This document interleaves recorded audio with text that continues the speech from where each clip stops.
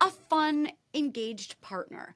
Like if you're obsessed with hockey and you tell me your favorite guys, your favorite mustaches, your favorite moves, I can be interested because it's like a cast of characters and what you love about it. And if I love you, I can try to get into the stuff you love about certain things. I'm really stuck on favorite mustaches.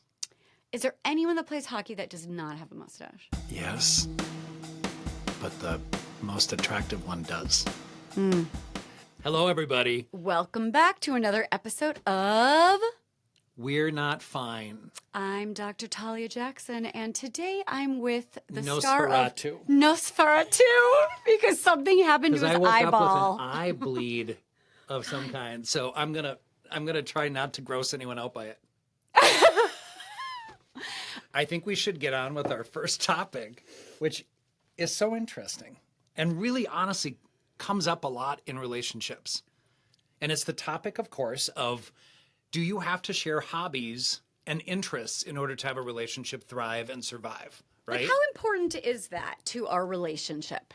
Ours, Do we have any shared hobbies besides the podcast? doing therapy and doing podcasts God, and we are like the eating same person. at the same place that we do every time after our events Well, we nailed it. with amazing servers that we love. So we're going to talk about whether you need to share hobbies and interests with your partner in order for it to be a successful and healthy relationship. So we're loving these mailbags, and we're just going to dive in. Yep. And I can't wait to hear what you think because I know you haven't read this one yet. I don't like reading things ahead of time because I like being spontaneous. You do. Yeah, keep going. I've been with my partner, Alex, for 3 years now. We get along wonderfully in so many ways, and we've built a strong foundation of trust and respect. But there's something that's been worrying me, and I'd love your thoughts. We don't really have any shared hobbies or interests. Our personalities, values, and life goals align for the most part. But when it comes to free time, we're often drifting towards our own individual activities. For example, Alex is really into music production and can spend hours mixing tracks or gaming with his friends to wind down after work. I love painting and can lose myself in creating art. It might not sound like a problem, but we don't end up spending any time together other than watching TV at night and sometimes eating dinner together. Our fun time tends to be by ourselves or with our friends. We do appreciate sharing our passion projects with each other, but we're not that interested in engaging in them together.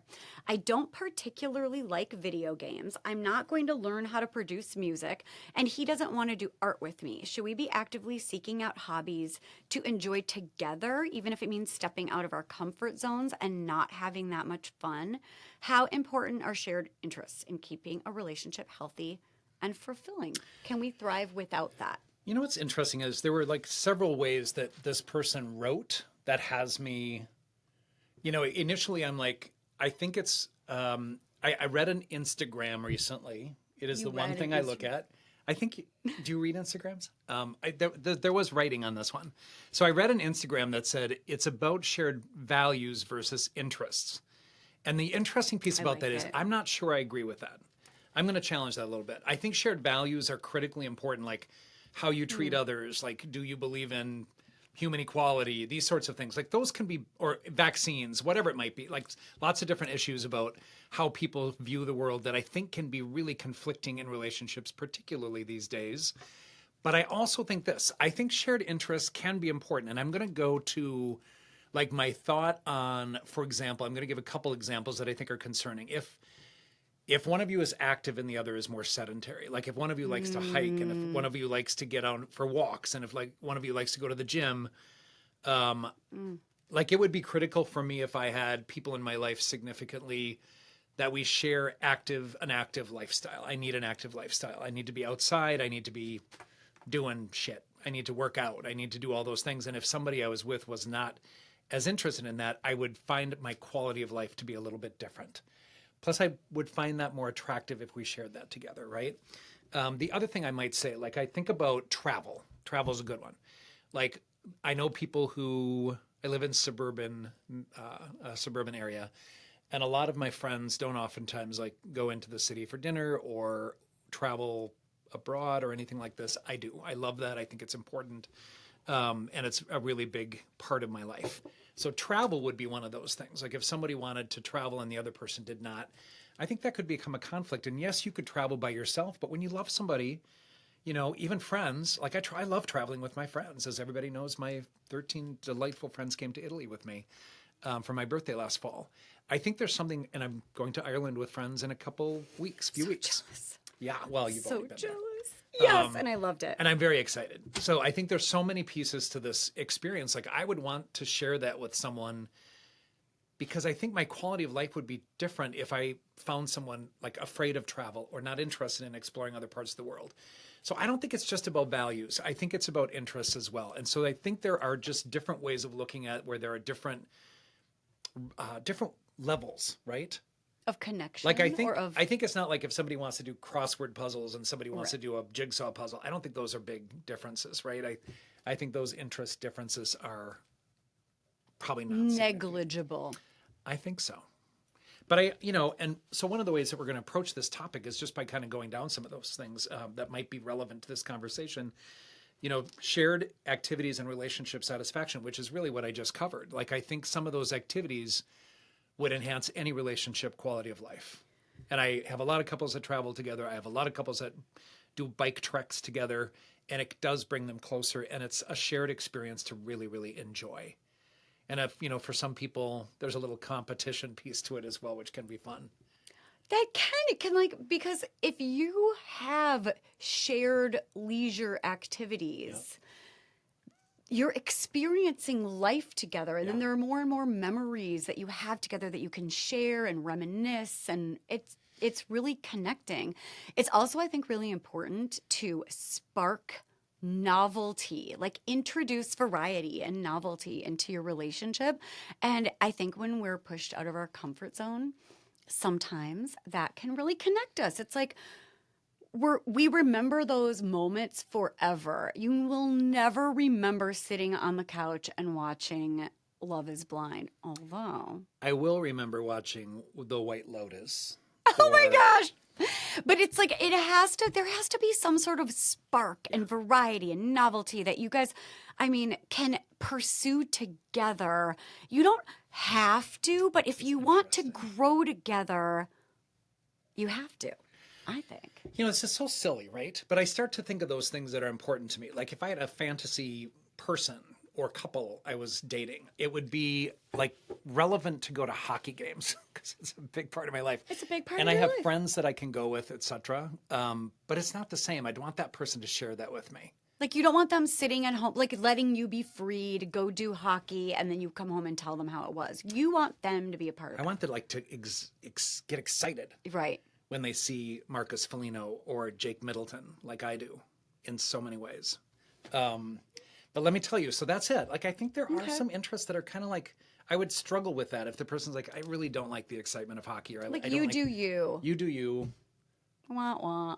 Yeah. Although it's okay sometimes. Like if you decide that that's a fundamental problem and that your partner you're looking for has to be into those same things. Well, you said just something right there that is interesting, like into them. I don't need someone to get as excited as I do. I don't need someone to jump the glass and fight with the players like I do. I don't do that, actually. I just threatened that once. You just fantasize about it. But anyway, it's not about like, you don't have to get into it the same way I do, but I want you to be interested in what I'm interested in and vice versa. I would do the same. However, it kind of brings up, like if somebody said, I really want you to try knitting. Right. Like No. it's so important for me that we can knit together and like listen to a podcast and knit for hours. Oh, listen to a podcast. That's a good one. A podcast on Rush Limbaugh. Okay. I'm making it less and less enjoyable by the second. As judgy as I am, there are people who do mental health and wellness podcasts, and some of them I can't listen to. It drives me absolutely bonkers. But some of them you love. But some of them I love. Like We're Not Fine. That is my God, I have heard such good things. Yeah. The hosts are stunning and brilliant. And there's a new one coming out, Tell Me More. Oh. Hosted by this guy named Doug Jensen. The one and only. Oh, Doug went rogue. And everyone, We both went whenever rogue. whenever one of us is like, oh, I'm going to do this thing, everyone is like, oh my God, we're not fine over? No, we are still madly in love. We are supporting each other, doing our fun little side hustles and side gigs. It's fun Yeah. for us. Oh, it's really nice. And we have so much energy for this because this brand of relationships and mental health is really us. It is. And, And we can also model supporting each other doing our own things. That's very apropos. isn't it though? I'm sorry, I could go You want on to go and on back to about knitting? this. No, I got to be honest, I'm not going to do that. I But will what sit if with the it's person while they're meaningful knitting. for me? What if I care and my dream is to have a Sunday afternoon knitting with you by a fireplace? You know what I would say? I would say, can we compromise? Because I'm big on compromise, right? That's one okay, of the I'm 4 C's listening. of communication. I might say, while you're doing that, would you mind if I was doing something else? Like watching hockey. I'm kidding. And I would say, okay, I will meet you there, but it needs to be something like parallel play where we are still focused on each other and conversation. Like you can't be working. That's fair. Parallel play. I'm really big on that. Like I do agree with you. Like it has to be something where you two can, Because like if you're knitting, if you're sharing something, you want to you want to stay together. I mean, like Rob and I over the winter, we sort of have a little setup where like he's more into puzzling and I'm more into paint by number because we're real cool because we're party animals. And that feels like parallel play where we can talk and we're focusing on something that's like just the right amount of concentration, and it's fun. So, but you're sharing time together doing that, Yeah, right? that's right. So I think part of the question inherently in this question that got asked, do we have to share interests? I think sharing experiences is important. You don't have to feel the same way about those interests is what I would say, like the same level of intensity. And I do think interests and values are really interesting conversations to kind of compare and contrast. But yeah, I think you can do things together. I would not knit, but I would do something else with you. Like what? I might. Because I I would might go to a read, hockey I might- game, but it's not like course you'd my go to a hockey. favorite. I think you'd get into it. What if I don't? What Then if I'm we're- going for you? Then we're over. I'll just give you a lot Is this of. helpful to our listeners? right No, now? I think you've no. just seen the demise of a 20-year I'm not love. wearing purple with you anymore. So this is what but let's keep going. What do you think of like how is it important to have your own individual? So I do think that's healthy. I think all of us need to really look at ourselves and have hobbies because if our relationship is just the only thing we're focused on, I think that's a very small world, and I think it gets stale. And I think you do not need to have hobbies and interests. By the way, I kind of hate the word hobby in some ways because there's a lot of like get a hobby. If people are struggling with depression or anxiety, like get a hobby. That's a shitty thing to say to someone who is struggling emotionally, in a mental health sort of way. I don't like it. And like having depression is like wearing 1,000-pound wet, scratchy blanket. You're not going to like go out and find Spanish conversation classes the next day. Well, and you're not going to be able to concentrate or focus on that. So while it's important to have things that make you feel good and bring you joy, and you should be listening to those, I think, I would love to be able to paint, but I can't. I'm not good at it. I took a painting class and. What are you talking about? I It's love right that over- paint. Where is it? Did you hide it again? She keeps taking it down from our studio because she's embarrassed. I tried giving it to one of my buddy who is an artist, and he refused. What? Yeah. That's so rude. I accepted with love in my heart. It's just not always on the wall. Like it's never on the wall unless I'm here and you forgot to put it up before I got here today? Okay. Yes, you're not wrong. Are we helping this write-in? Oh, thank you for writing in. And yeah, basically it's all about a balance because I think you're absolutely right, Doug. I mean, it's like yes, it's really important to share values, but when you have your own interests and you are bringing something to the table, even if your partner isn't really excited about it, I think it just makes your relationship richer. Also, I would suggest to the partner, just try to look interested. Even if you're not interested, maybe you'll learn something. Be a fun, engaged partner. Like if you're obsessed with hockey and you tell me your favorite guys, your favorite mustaches, your favorite moves, I can be interested because it's like a cast of characters and what you love about it. And if I love you, I can try to get into the stuff you love about certain things. I'm really stuck on favorite mustaches.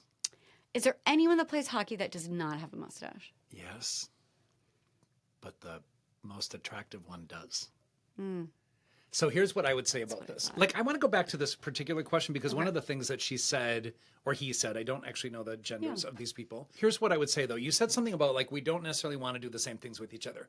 Can, however, he do some music or video games while you're painting? Can you be in the same room? And can you share that experience? I do feel like proximity and spending time is maybe the key factor here for me. And Esther Perel will say that you are most attracted to your partner when they are in their element, like 100%. feeling Yep. Happy. themselves. I love that idea. Can Alex be mixing music and can you be painting in the same space? Maybe not. As long as the headphones are on, because my Then guess you're is... not having a shared experience. Well, okay. So How bad is Alex's music? Or maybe it's like nice and easy I don't to think it is. techno. Are we talking techno? Or maybe it's like dance music and you could dance well. EDM. Yeah. There is a band that I love, Like and my that. fantasy has always been that Cloud Cult, that we bring them on because the lead singer, Yeah. they lost their son when he was Oh. 2. Oof, okay. And the wife, I don't even think they're still together, but like she's still a part of the band. She paints while he sings. And they're so incredible and kinda they're a love that. dream team. So he's singing with this incredible band, practically like an orchestra. And then she's painting the whole time. And then people can buy the paintings at the end. That's a shared experience. Well, I also want to say something about this too. Like, I do think it's very likely that if you do share interests, it does enhance the quality of your relationship. So it could be like, it is going to be a little bit of a challenge if you don't. But again, finding a compromise can give you maybe enough satisfaction in that relationship and shared experience. And you want to know what makes your partner happy. I love what you referenced about Esther Perel. You know, if your partner's in their element and if they're happy and if they're feeling good about themselves, I feel like there's an element of, increased satisfaction. I mean, I guess it's, in summary, it's not one size fits all. In an ideal world, there's a balance where you are bringing into the relationship your rich interests, but also there is something really beautiful. If you have absolutely nothing in common, I still feel like you can find something that you guys both can really get into to just cultivate that shared interest. Like, hello, coffee. That's a share. Like, oh my gosh, we're gonna find the best. We're gonna go around to like these cute coffee shops. Or like, can you get into what else? Like hiking, tequila, the best tequila. Is there anyone on the planet that doesn't enjoy going out to eat or travel? Of course there is, Well, right? I think you need to look deep within. You need to open your mind to other ways of living.